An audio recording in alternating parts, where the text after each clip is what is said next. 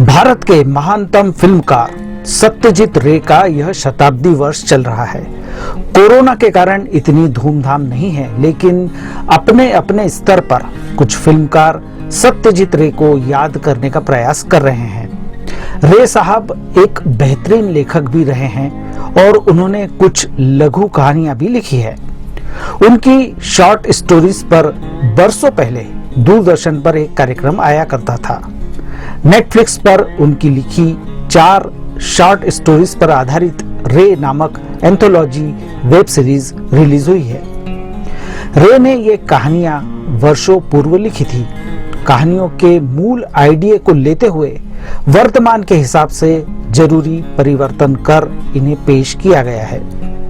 सत्यजीत रे की कहानियों में एक अनूठी बात हुआ करती थी, जिसके इर्द गिर्द वे कहानी की बुनावट करते थे। ये अनोखी बातें इन कहानियों में नजर आती है। सीरीज की शुरुआत फॉरगेट मी नॉट से होती है, जो रे द्वारा लिखी शॉर्ट स्टोरी बिपिन चौधरी स्मृति भ्रम पर आधारित है।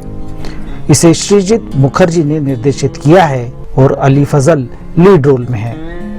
यह एक ऐसे बिजनेसमैन की कहानी है जिसे अपने दिमाग पर गर्व है, क्योंकि इसके बूते पर उसने कम समय में बहुत पैसा बनाते हुए अपने व्यवसाय का साम्राज्य खड़ा कर लिया है।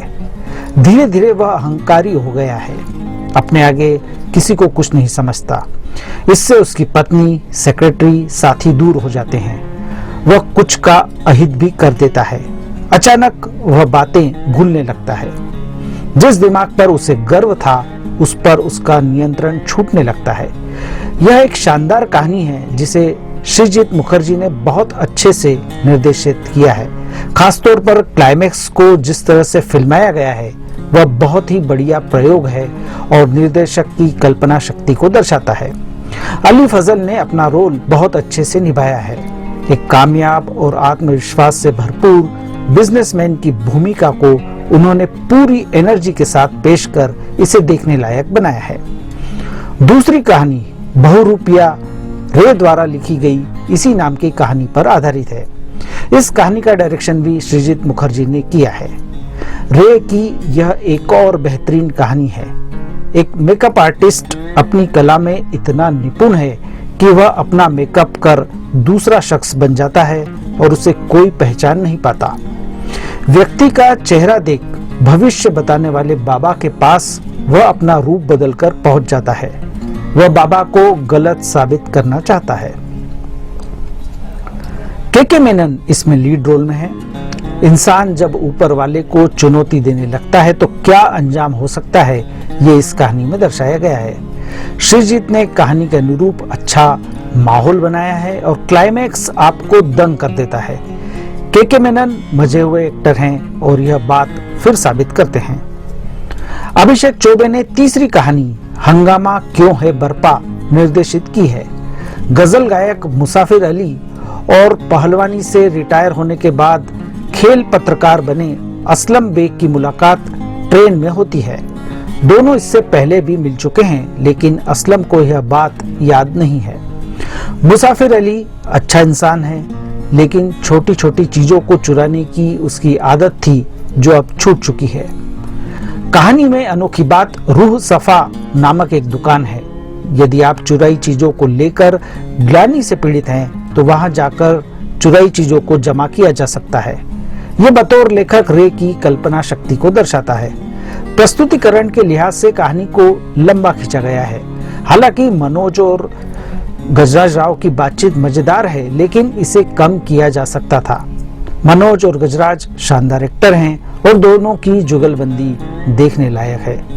अभिषेक ने सेट का अच्छा उपयोग किया है, लेकिन पहली 2 कहानियों जैसी कसावट हंगामा क्यों है बरपा में नजर नहीं आती। आखिरी कहानी स्पॉटलाइट वासन बाला ने निर्देशित की है और इसमें हर्षवर्धन कपूर लीड रोल में है। स्पॉटलाइट इस एंथोलॉजी फिल्म की सबसे कमजोर कड़ी है। कहानी एक फिल्म एक्टर वीके की है, जिसकी फिल्में तो सफल हैं, लेकिन एक्टिंग के मामले में वह फिसड्डी है। एक होटल में वह रुकता है, लेकिन तब ईर्ष्या से जल जाता है जब उसी होटल में दीदी नामक एक महिला संत रुकती है जिसकी लोकप्रियता वीके से बहुत ज्यादा है। आखिरकार वीके उससे मिलता है और दीदी की कुछ बातें जानकर दंग रह जाता है।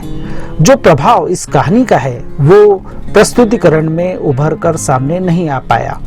वासनबाला का प्रेजेंटेशन दोहराव का शिकार रहा और हर्षवर्धन को चुनकर उन्होंने गलती की। हर्षवर्धन कहीं से भी स्टार नहीं लगते, उनकी एक्टिंग प्रभावित नहीं कर पाती, लिहाजा स्पॉटलाइट बेहद बोरिंग लगती है। इस बात में कोई शक नहीं है कि सत्यजीत रे एक महान लेखक भी थे। उनकी कहानियां यदि चुनी जाती है तो उस तरह के निर्देशक भी चुने जाने चाहिए जो उनकी कहानियों के साथ न्याय कर सके। रे में कुछ जगह ये कमजोरियां झलकती है, लेकिन इसके बावजूद इसे वक्त दिया जा सकता है। रे सीरीज को मैं 5 में से 3 स्टार देता हूँ। वेब दुनिया की सभी से अपील है कि भीड़ भाड़ से बचें, मास्क पहने व सैनिटाइजर का इस्तेमाल करें, साथ ही सोशल डिस्टेंसिंग का पूरा पालन करें।